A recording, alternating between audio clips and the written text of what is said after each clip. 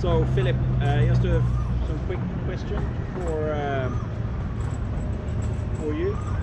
Do you feel you work too much? It depends on how you look at it. I don't really, honestly, I don't think I work too much, because there is few places where I prefer to be over job. Home with the kids, of course, but otherwise, I like it. So you don't feel you pay a price for it? You don't pay a high price to be in your work? No, I don't think so. I don't think you can say you pay a high price when you do something you really like. I prefer to be in the kitchen than out bowling or something.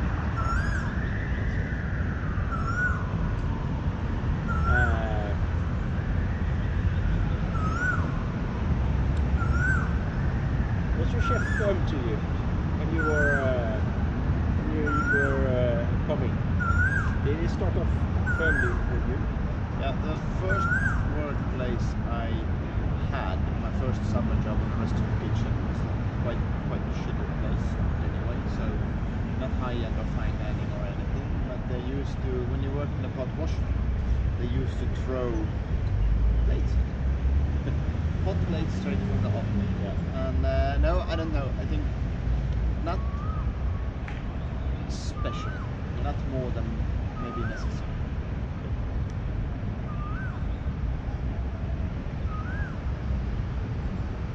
What would you like to learn more about? And from who? I think you learn. It doesn't have to be chef. No, but also the chef. But I think you learn extremely much from working with other people. Also, the young guys coming in that work under you. When the way you need to, or how should I say, the way you get to work and figure out a solution. You need to be a proper solver. That's the biggest job you have, and you will learn a lot just doing the job. What's your DNA? Where you come from? Who is your? How did you end up where you are? And you don't have to take every step, but what's your DNA? What's the main things in your career? I think it's a little bit weird, because I think many times it's coincidence. So when I choose where to go, I choose between cooking school and marketing, and I ended up in restaurant school, and I haven't regretted it since then. And then I think you become, every place you work, every place you go, every place you travel, you will learn something, and that's going to become your DNA or what you do. You're going to bring some small parts from all the different places you go. So you did go to catering school? Yeah, I'm traditionally trained up.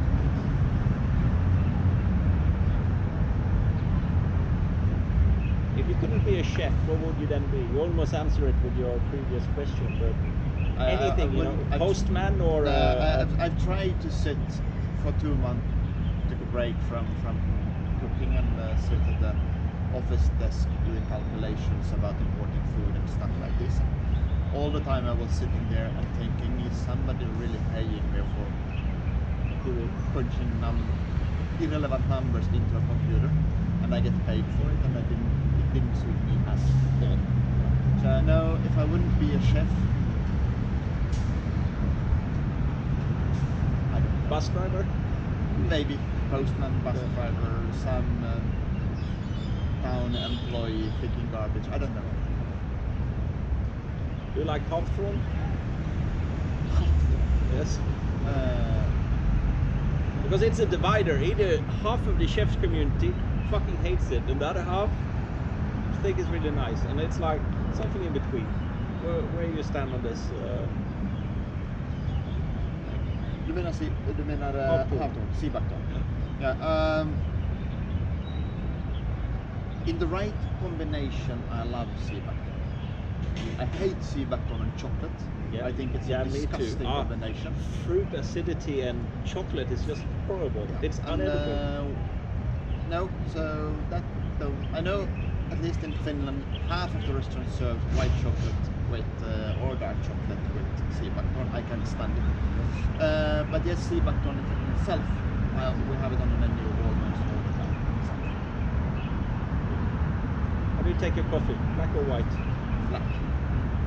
No sweetness. But you do the cold brew.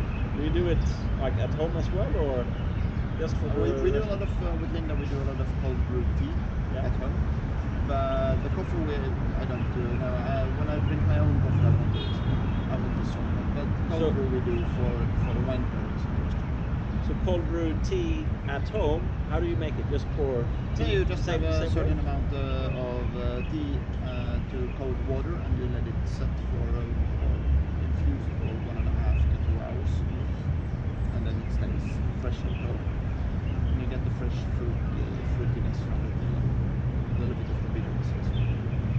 Works. You almost get a little bit like onions, so it works really well with food. Free advice for commies. What would it be?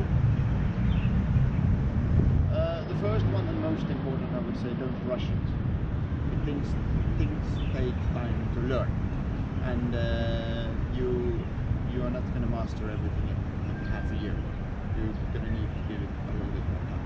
That's maybe the most important. That's probably the only thing I would change for myself as well. I would have worked longer Yeah, me too. Me too. before becoming a sous chef. Yeah.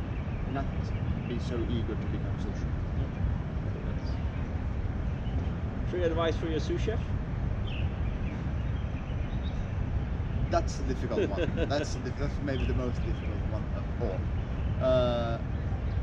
And one of the most difficult decisions in the kitchen as well, It is. because you're always a middle hand, Yeah. and you need to think about the employees, and you need to justify everything they do wrong for your boss. So, no, you need to be patient, and you need to be patient is one thing. Be secure and double check all the facts so you know what you're talking about, and then try to be even if it takes a little bit longer. If it's a